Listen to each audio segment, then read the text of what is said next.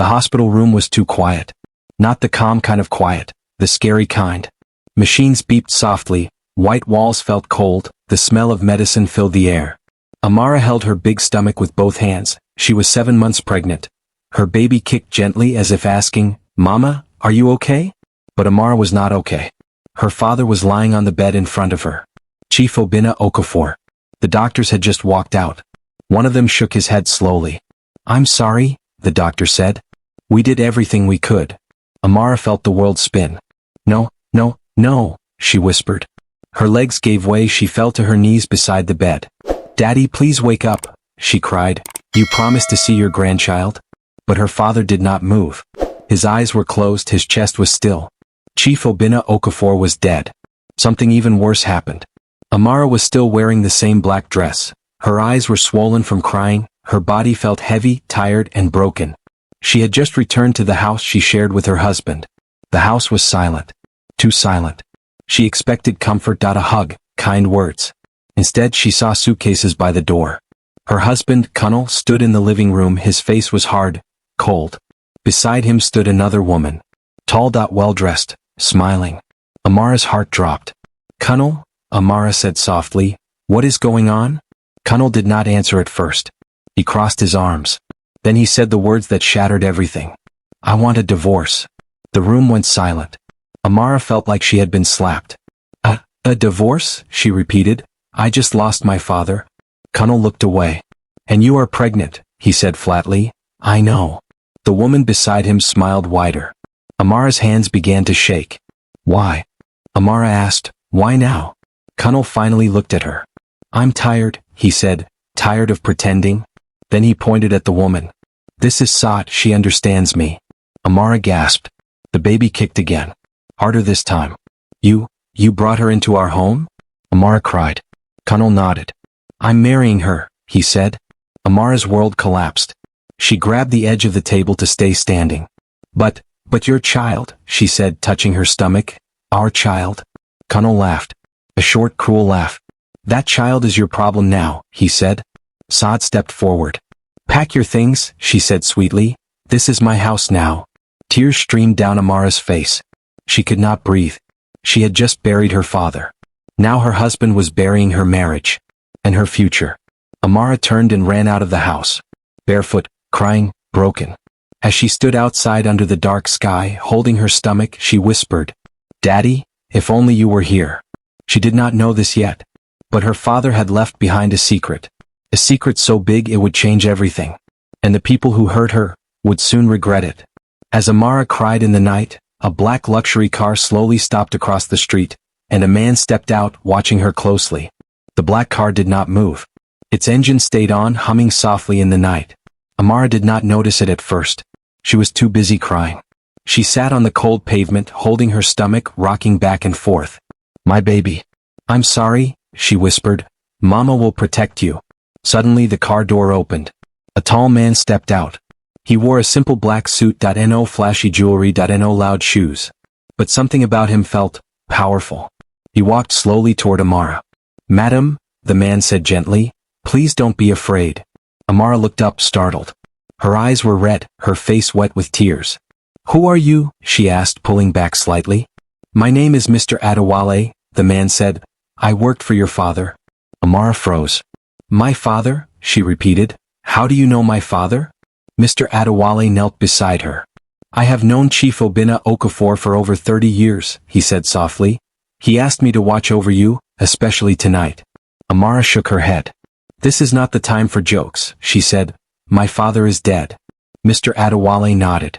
"I know," he said, "and I am very sorry." He paused, then added quietly, "But your father did not leave you empty-handed." Amara frowned. "What do you mean?" Mr. Adewale stood up and opened the car door wider. "Please," he said, "get inside. You and the baby should not be outside at this hour." Amara hesitated. She looked back at the house she had just been chased from. The lights were on. Laughter floated from inside. Kunal was already celebrating. Her heart hardened. Slowly she stood up and got into the car. The car drove through the quiet streets. Amara sat silently, staring out the window. "Your father was a careful man," Mr. Adewale began. "He lived simply on purpose. Yes, Amara said. He hated showing off. Mr. Adewale nodded. He was also very secretive, he continued. Amara turned to him. What kind of secret? Mr. Adewale took a deep breath. Your father was not just rich, he said. He was powerful. Amara laughed weakly. My father owned some companies, she said. That's all? Mr. Adewale shook his head. No, madam, he said. That is not all. The car stopped in front of a large, quiet building. Tall gates, security guards, bright lights. Amara stared. Where are we? She asked. Mr. Adewale looked at her through the mirror. This, he said slowly, is one of your father's private offices. Amara's heart started beating fast. They went inside. The place looked nothing like her father's modest house. Marble floors, gold designs, huge screens on the walls. Amara felt dizzy. Why have I never seen this place before? She asked. Because your father did not want you to be judged for his wealth, Mr. Adewale replied. He wanted people to love you for you. They entered a private room. A large screen turned on. Her father's face appeared. Amara screamed. Daddy? It was a video recording. Her father smiled gently from the screen. My dear Amara, he said, if you are watching this, then I am gone.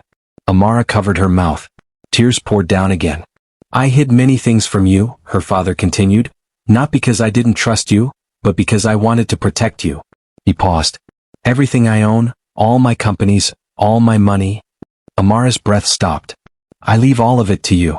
The room felt like it was spinning. Mr. Adewale stood quietly. Amara whispered, all of it. Her father nodded on the screen. Yes, he said, you are the only heir to my entire fortune. Amara collapsed into a chair. She could not speak. Her father added one final sentence that made her blood run cold.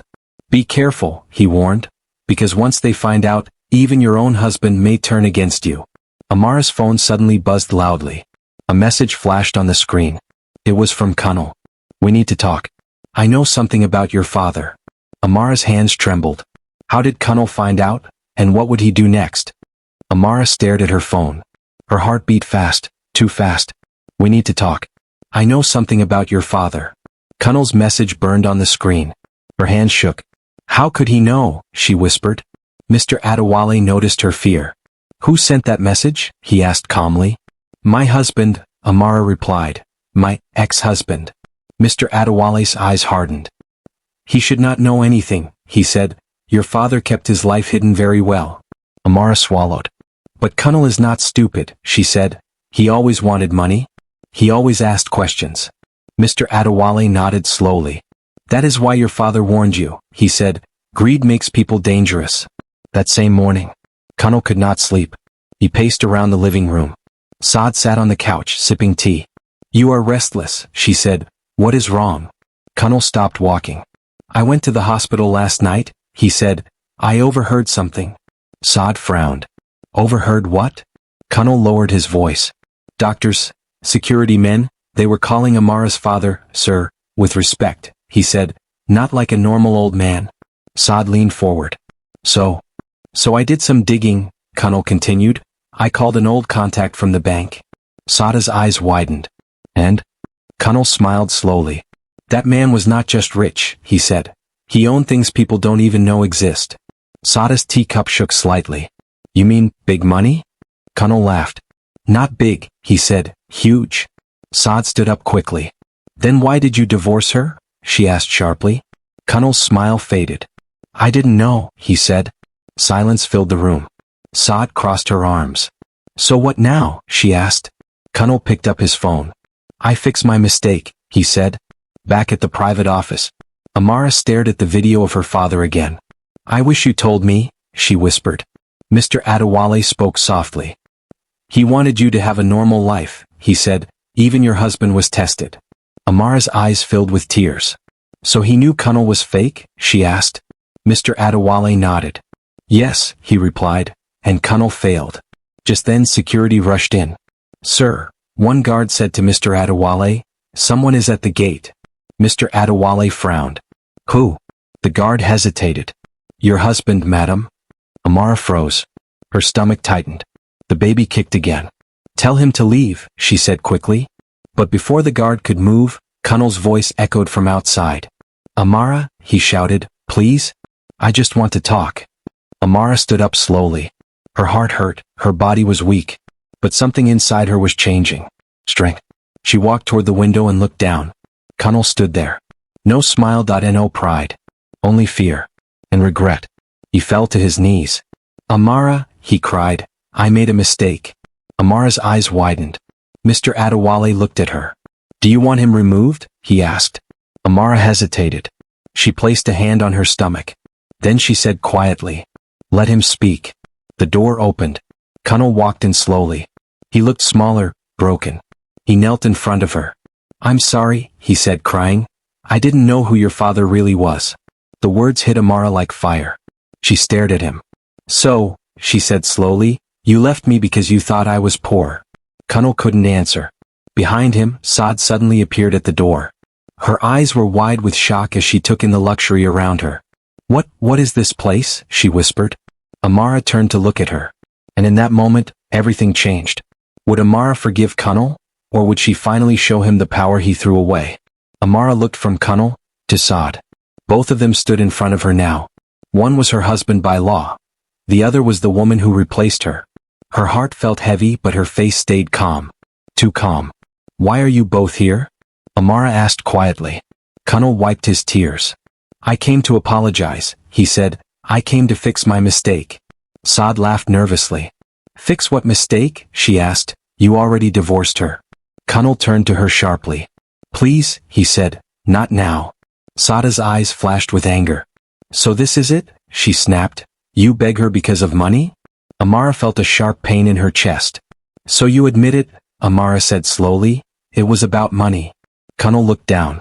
I was under pressure, he said weakly. I thought your father was nothing. Amara nodded. That's funny, she said, because when I was pregnant, when I was crying, you still thought I was nothing. Connell tried to speak. But no words came out. Mr. Adewale stepped forward. Madam, he said respectfully, there is something else you must know. Amara turned to him. What is it? Mr. Adewale signaled to one of the guards. The guard handed Amara a file. Thick, heavy. Amara opened it. Her eyes widened. What is this? She asked. Your divorce papers, Mr. Adewale replied, and something more. Amara flipped through the pages. Her hands started shaking. There is a clause here, she whispered. It says, Connell has no claim to anything I own. Connell's head snapped up. What? He shouted. Mr. Adewale nodded. Your father arranged a private agreement before the wedding, he said. Connell signed it without reading. Connell stood up angrily. That's a lie, he shouted. Amara looked at him. Is it? She asked softly. Or were you too busy dreaming of easy money? Saad stepped back slowly. You never told me this, she said to Connell. Connell ignored her. He walked closer to Amara. Please, he begged, we can still be a family. Amara felt tears rise, but she pushed them back. A family? She asked. The night my father died, you threw me out. The room went silent. The baby kicked again. Amara placed her hand on her stomach. This child, she said firmly, will never beg for love. She turned to Mr. Adewale. Ask them to leave, she said. Connell panicked. No, he shouted. Amara, please. Saad suddenly screamed. You fooled me, she yelled at Connell. You said she had nothing. Guards moved forward. Connell fell to his knees again. I swear I will change, he cried. Amara looked at him one last time.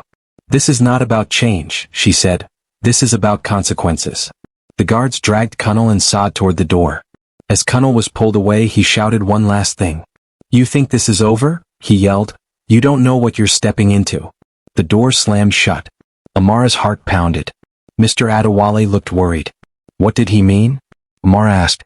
Mr. Adewale hesitated. Madam, he said slowly, your father had enemies? Suddenly all the lights in the building went out. Darkness filled the room. Amara gasped. Who was coming for her now, and what secret enemy had Connell just awakened? The room was completely dark. No lights. No screens. No sound, except Amara's breathing. Her heart was pounding hard. Protect the madam. Mr. Adewale shouted. Footsteps rushed around them. Guards pulled Amara back gently. Stay close, one of them said. Amara held her stomach tightly. Her baby kicked again. Mama is here, she whispered. Don't be scared. Suddenly the emergency lights came on. Red lights. The room glowed like danger. Mr. Adewale checked his phone.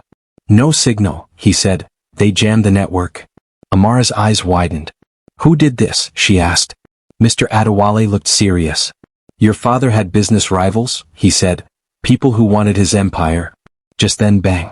A loud sound hit the front gate. Amara screamed. What was that? She cried. Someone forced the gate open, a guard shouted. Panic spread. Mr. Adewale turned to Amara. Madam, we must move now, he said. They rushed into a hidden hallway. The walls were narrow. The air felt tight. Amara struggled to keep up. Her feet hurt. Her body felt weak. I can't run, she cried. Mr. Adewale stopped. He looked at her with deep respect. Then we walk, he said. No one leaves you behind. Suddenly Amara's phone buzzed. One bar of signal appeared. A message came in. Unknown number, your father stole what belongs to us. Now you will pay. Amara's hands shook. Mr. Adewale, she whispered, they're threatening me. He looked at the phone. His face darkened. I was afraid of this, he said. They reached a safe room. Thick steel doors closed behind them. Inside was quiet. Too quiet. Amara sat down slowly, breathing hard. Why now? She asked. My father is gone. Why won't they leave us alone? Mr. Adewale knelt in front of her. Because, he said carefully, your father was not just hiding money. Amara looked up. What else was he hiding? Mr. Adewale hesitated. Then he said the words that changed everything. He was protecting something far more valuable than money. Amara frowned. Like what? Mr. Adewale leaned closer. A global project, he whispered, one that powerful people would kill for. Before Amara could ask more, beep, beep, beep. The security screen turned on. A masked man appeared. His voice was deep and cold. Good evening, Amara Okafor, the man said. Your father played his game well. Amara's blood ran cold. What do you want? She asked, forcing strength into her voice. The man laughed. We want what is ours, he replied, and if you don't cooperate. The screen shifted. It showed Kunnel. Tied to a chair, bruised, bleeding. Amara gasped. Kunnel? The man smiled behind the mask. Your husband knows something, he said, and now, so do you. The screen went black. Amara felt dizzy. Mr. Adewale whispered urgently. This is bad. Very bad. Amara looked down at her stomach. Tears filled her eyes.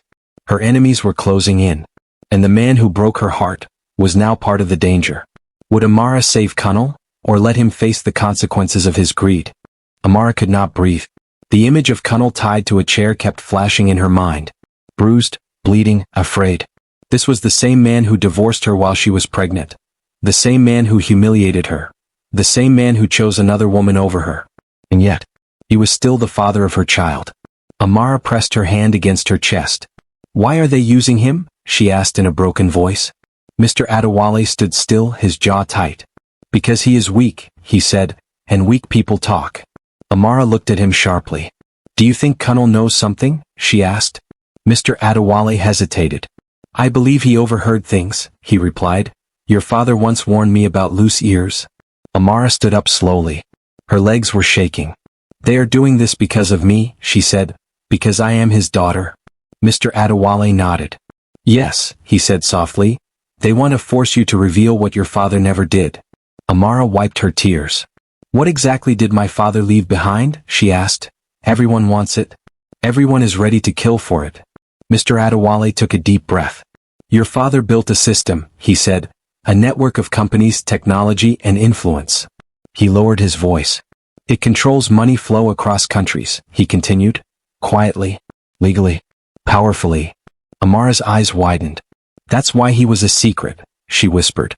Yes, Mr. Adewale said, he was richer than governments. But invisible. Suddenly the screen turned on again. The masked man appeared once more. You are learning fast, he said, just like your father. Amara stepped forward. Let him go, she said firmly. He has nothing to do with this. The masked man laughed. He has everything to do with this, he replied. He was married to you. The screen switched again. Kunnel lifted his head weakly. Amara, he groaned, I'm sorry. Amara's heart cracked. The masked man continued. You have 24 hours, he said. Give us access to your father's system. Amara clenched her fists. And if I refuse? She asked. The man's voice went cold. Then your husband dies, he said, and your child will grow up without a father. The screen went dark. Silence filled the room. Amara felt sick. Mr. Adewale rushed to her side. Madam, sit down, he said. She shook her head. No, she said, I will not let them control me with fear. Mr. Adewale looked surprised. You have a plan? He asked. Amara took a deep breath. Yes, she said slowly, but it is dangerous. She looked straight at him. We give them something, she continued, but not everything. Mr. Adewale's eyes widened. A fake access? He asked. Amara nodded. And while they think they have one, she added, we expose them. Mr. Adewale smiled slightly. You really are your father's daughter? He said. Just then Amara doubled over. Pain shot through her body. My stomach, she cried. The guards panicked. She's in pain, one shouted. Amara gasped. No, it's too early. Mr. Adewale looked terrified. Call a doctor, he yelled. Amara grabbed his hand tightly. If anything happens to me, she whispered, protect my child. The lights flickered again. And somewhere in the darkness, someone was watching. Would Amara survive the night, and could her unborn child endure the danger closing in? Amara screamed. The pain was sharp, sudden, unforgiving. It's happening, she cried. My baby, my baby? Mr. Adewale's face turned pale. No, he said quickly, it's too soon.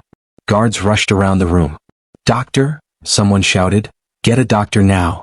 Amara was sweating, her hands clenched the edge of the bed. I can't lose this child, she sobbed. I've already lost everything else. Mr. Adewale held her hand tightly. You are not losing anything, he said firmly. Not tonight. Minutes felt like hours. A female doctor rushed in with a small medical team. She's in early labor, the doctor said. Stress triggered it. Amara cried softly. I tried to be strong, she whispered. I really did. The doctor looked into her eyes. You still are, she said. Now focus. Breathe. Outside the room, Mr. Adewale's phone rang. He stepped aside. Yes, he said sharply. A voice whispered from the other end. They moved Colonel, the caller said. Different location. Mr. Adewale's heart dropped. Can you track them? He asked. Barely, the voice replied, but we have a small window. Mr. Adewale looked back at Amara through the glass. She was fighting two battles at once. Motherhood and war. Inside the room, Amara screamed again. Then suddenly, a cry filled the air. A baby's cry. Strong, loud, alive. The doctor smiled. It's a girl, she said. Tears poured down Amara's face. My daughter, she whispered. You made it? The nurse placed the baby on her chest. Tiny fingers curled around Amara's skin. In that moment something changed inside her. Fear disappeared. Only purpose remained. I will protect you, Amara whispered to her child, no matter the cost. Mr. Adewale entered the room carefully. He stopped when he saw the baby. His eyes softened. She's beautiful, he said quietly. Amara looked up at him. They think they can break me, she said. They are wrong. She adjusted her baby gently. Prepare the transfer, she continued, the fake access. Mr. Adewale nodded. And Colonel? He asked. Amara was silent for a moment. Then she said calmly, we save him. Mr. Adewale looked surprised. After everything he did? Amara's eyes hardened. I'm not saving him for love, she said. I'm saving him so my daughter grows up knowing the truth. Before he could reply, the security screen turned on again. The masked man appeared. But this time, he was clapping. Impressive, he said slowly, giving birth under pressure. Amara stared at the screen without fear. You lost, she said. I already made my move. The masked man laughed. Check again, he replied. The screen switched. It showed Colonel again. But this time, a gun was pointed at his head. Time is up, the man said. One wrong move, and he's gone. Amara tightened her hold on her newborn. Her voice was steady. Then listen carefully, she said, because the game ends tonight. Would Amara outsmart the men who ruled from the shadows, or would Colonel pay the final price for his betrayal? Amara did not blink. Not once. The screen showed Colonel on his knees, that a gun pressed against his head, his hands shaking. But Amara's face was calm. Too calm. Mr. Adewale watched her closely. Madam, he whispered, this is dangerous. Amara adjusted her newborn daughter in her arms. The baby was quiet, peaceful. as if she knew something no one else did. I know, Amara replied softly, that's why it will work. The masked man's voice filled the room again. You have 5 minutes, he said, send the access codes. Amara stepped closer to the screen. You want my father's system, she said, you want his power? The man laughed. Yes, he replied, and you are about to give it to me. Amara nodded slowly. You're right, she said, I will give you access. Mr. Adewale turned sharply. Madam? She raised her hand to stop him. But first, Amara continued, I want proof that Kunnal is alive. The masked man snapped his fingers. The camera zoomed closer to Kunnal's face. His lips were dry, his eyes full of fear. Amara, he whispered, I'm sorry. I was blind. Amara closed her eyes for 1 second. Then she opened them. Move him away from the gun, she ordered. Then I send the codes. The masked man hesitated. Just for a moment. Then he waved his hand. The gun lowered slightly. Mr. Adewale's phone vibrated. He glanced at it quickly. Then looked at Amara. A tiny nod. They were in position. Amara began typing. One code, then another. Her fingers moved slowly, carefully. Mr. Adewale watched the security system light up. The fake access was working. Too well. The masked man laughed loudly. Yes, he shouted, at last. But suddenly, alarms blared in the background of his screen. Red lights flashed behind him. What? The masked man snapped. What's happening? Mr. Adewale smiled for the first time. Now, he whispered. The screen flickered. New windows opened. Bank trails. Company names, hidden accounts. The masked man froze. No, he muttered. Amara spoke calmly. My father didn't just build power, she said. He built traps. The masked man screamed. Shut it down. Too late. Suddenly the feed switched again. This time it showed a different room. Police, international agents, weapons raised. Kunnal looked around in shock. The gunman behind him was tackled to the ground. Kunnal fell forward, coughing. He was alive. Amara exhaled slowly. But before she could relax, Mr. Adewale's phone rang again. His face changed. What is it? Amara asked. There's a problem, he said quietly. A big one. The lights flickered. The baby started crying. Madam, Mr. Adewale continued, your father's system just activated something. Something even he never finished. Amara's heart skipped. What kind of something? She asked. Mr. Adewale looked at the screen. Fear flashed across his face. A countdown, he said. How long? Amara asked. He swallowed. 3 days. The room went silent. Amara looked down at her daughter. Then back at the screen. Whatever her father had left behind. It was far from over. And this time the whole world might be involved. What was the countdown for, and what secret did her father bury so deep that even his enemies feared it? The room felt colder. The countdown glowed on the screen. 72 hours. 3 days. Amara stared at it, holding her newborn close. What happens when it reaches 0? She asked quietly. Mr. Adewale did not answer at first. He was already typing fast on another screen. His face was tight with worry. Mr. Adewale, Amara said again, tell me the truth. He stopped typing. Then he turned to her. Your father built a final layer, he said slowly, a last protection. For what? Amara asked. For the world, he replied. Amara frowned. That doesn't make sense. Mr. Adewale swallowed. Your father discovered something, he said, something that could crash economies, or save them. Amara felt her chest tighten. And he tied it to this system? Yes, Mr. Adewale said. If the wrong people tried to steal everything, the system would respond. Amara looked back at the timer. So this countdown started because of the attack, she whispered. Mr. Adewale nodded. Your father believed greed should have consequences, he said. Big ones? I'll swear. Kunnal sat in a safe room. A blanket over his shoulders. His hands were still shaking. Police questioned him quietly. Who are they? One officer asked. Kunnal swallowed. I don't know their names, he said, but they spoke like they owned the world. The officer leaned closer. What did they want from Amara? Kunnal closed his eyes. Everything, he whispered. Back with Amara. A new alert flashed on the screen. Global system access request, denied. Then another. And another. Mr. Adewale's eyes widened. They're trying again, he said. Different groups? Different countries. Amara's heart raced. So many people want what my father hid? Yes, Mr. Adewale replied, and now they know you exist. Amara tightened her hold on her baby. I didn't ask for this life, she said. I just wanted my family. Mr. Adewale looked at her gently. And now, he said, you are responsible for more families than you can imagine. Suddenly Amara's phone rang. A private line. Mr. Adewale stiffened. No one should have this number, he said. Amara answered slowly. Hello. A calm voice spoke. Good evening, Amara Okafor, the voice said. This is Dr. Elias Monroe. Amara's blood ran cold. That name. Her father mentioned it once. In a whisper. As a warning. You don't know me, the man continued, but your father and I built the future together. Amara's voice shook. Then why are you calling me now? The man chuckled softly. Because the countdown has begun, he said, and only one of us can stop what's coming. The line went dead. Amara stared at the phone. Mr. Adewale looked alarmed. Who was that? He asked. Amara looked back at the screen. At the timer. At her sleeping child. A man my father was afraid of, she said. The countdown ticked again. 71 hours 12 minutes and 43 seconds. And somewhere far away, someone smiled. Was Dr. Elias Monroe a savior, or the true villain behind everything her father tried to stop? Amara could not sleep. Her baby lay in her arms, breathing softly. So small. So innocent. The countdown light glowed across the room. 70 hours 46 minutes and 11 seconds. Every second felt loud.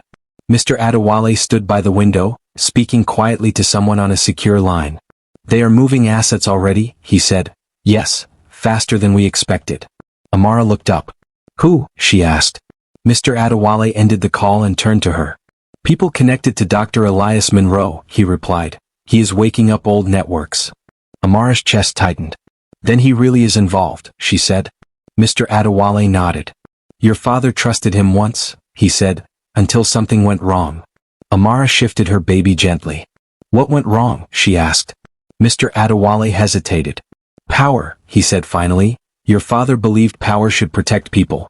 Monroe believed power should control them. Later that night, a private jet landed quietly at a guarded airport. A tall man stepped down. Silver hair. Calm smile. Expensive coat. Dr. Elias Monroe. He looked at his phone and smiled. 3 days, he murmured. Obinna, you always like drama. A man beside him asked nervously, and the daughter? Monroe's smile widened. She will come to me, he said. They always do. Back with Amara. Another message appeared on the screen. Internal system alert. Core access possible, authorization required. Amara sat up straight. What does that mean? She asked. Mr. Adewale rushed to the screen. It means the system is asking for you, he said. Only you. Amara swallowed. And if I authorize it? Mr. Adewale met her eyes. Then the countdown changes direction, he said. Toward shutdown, or toward release? Release of what? Amara asked. Mr. Adewale answered honestly. Something no one should control alone, he said. Amara looked down at her child. Her daughter opened her eyes briefly. Dark, strong. Amara felt a sudden wave of fear and clarity. I won't let them use my child's future as a weapon, she said. Her phone rang again. Same private line. She answered. Amara, Dr. Monroe's calm voice said, I would like to meet you. Amara's grip tightened. Why? She asked. Because, he replied, your father built a door only 2 people could open. Amara's voice was steady. And you think I'll help you? Monroe chuckled. No, he said. I think you'll realize you have no other choice. The call ended. Mr. Adewale looked at her. He's baiting you, he said. Amara nodded slowly. I know, she replied, and that's why we'll set our own trap. The countdown ticked again. 69 hours 58 minutes and 2 seconds. Amara looked at the screen. Then at her child. Then at the world her father left behind. This ends on my terms, she whispered. But somewhere far away, Dr. Elias Monroe raised a glass and smiled. Because he believed the game was already won. Would Amara walk into Monroe's trap, or turn his confidence into his greatest mistake? The private jet waited on the runway. Its lights were bright against the dark night. Amara stood at the bottom of the steps, her baby wrapped tightly against her chest. The wind blew softly, cold, warning. Mr. Adewale stood beside her. You don't have to do this, he said quietly. We can keep running. Amara shook her head. No, she replied. If I keep running, they will keep chasing. She looked down at her daughter. And my child will never be safe. Mr. Adewale sighed. Dr. Elias Monroe is not like the others, he warned. He doesn't rush. He plans. Amara's eyes were calm. So do I, she said. Inside the jet. Everything was silent. Too perfect. Amara sat down carefully, her baby sleeping peacefully. A soft voice spoke from the front. I'm glad you came. Amara looked up. Dr. Elias Monroe stepped into view. No guards. No weapons. Just a smile. You're braver than your father, he said. Amara's jaw tightened. Don't talk about my father, she replied. Monroe chuckled. He was brilliant, he said, but he lacked one thing. What? Amara asked. Trust, Monroe replied. He didn't trust me. Amara leaned forward. And that's why he built the countdown, she said, to stop you. Monroe's smile faded for just a second. Or to test you, he corrected. He sat across from her. That system, he continued, was never meant to destroy anything. Amara frowned. Then what was it meant to do? Monroe's eyes shone. To reset the world, he said calmly. Debt, power, control. Amara's heart raced. You want to decide who wins and who loses, she said. Monroe nodded proudly. Someone always does, he replied. I just want to be honest about it. Amara held her baby closer. And where does my child fit into your plan? She asked. Monroe looked at the baby. His smile returned. She fits into the future, he said. A future without chaos. Amara stood up suddenly. No, she said firmly. A future without freedom. Monroe sighed. You sound just like your father, he said. And just like him, you're standing in the way. The plane shook lightly. A signal flashed on Amara's phone. Countdown update, 48 hours. 2 days left. Monroe stood as well. The next move is yours, he said. Authorize the core, or watch the world burn slowly. Amara looked him straight in the eye. You think you're in control, she said, but you're not. Monroe raised an eyebrow. Oh, he asked. Amara smiled for the first time. Because while you were talking, she said, my people were listening. Monroe's smile vanished. The plane lights flickered. Alarms beeped softly. Monroe stepped back. What did you do? He demanded. Amara did not answer. She simply held her child tighter. Because the real game was only just beginning. Did Amara just expose Monroe's greatest weakness? Or did she walk straight into a trap even her father couldn't escape? The alarm stopped. Suddenly. Too suddenly. The jet became quiet again. Dr. Elias Monroe straightened his jacket slowly, his face returned to calm. You bluff well, he said, but you didn't think I would walk into my own trap, did you? Amara felt her stomach tighten. I wasn't bluffing, she replied. Monroe smiled. Then let's see, he said softly. He tapped a small device on his wrist. The jet screens turned on at once. Numbers, maps, live feeds from cities around the world. Amara's breath caught.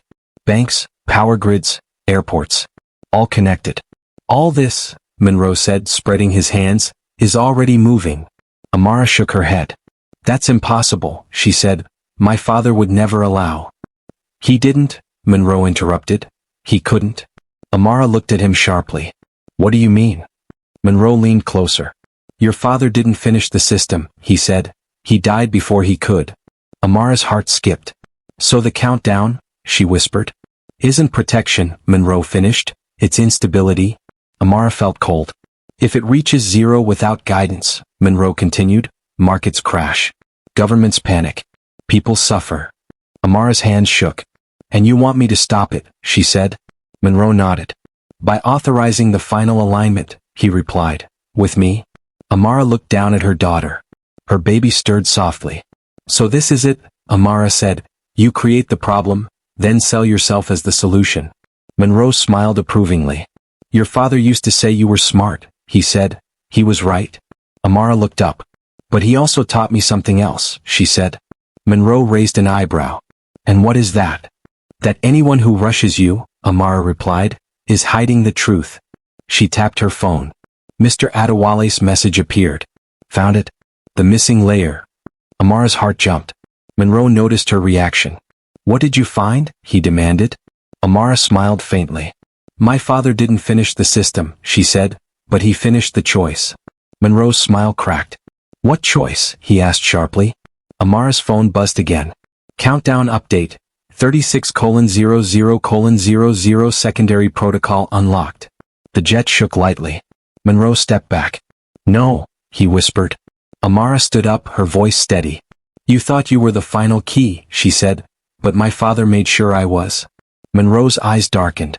Then choose carefully, he warned, because your next move decides everything.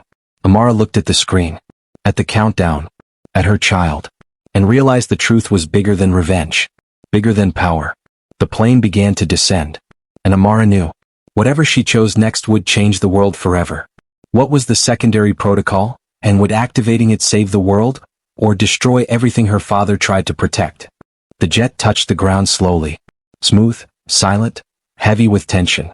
Amara did not move. Dr. Elias Monroe watched her closely now. No smile. No calm.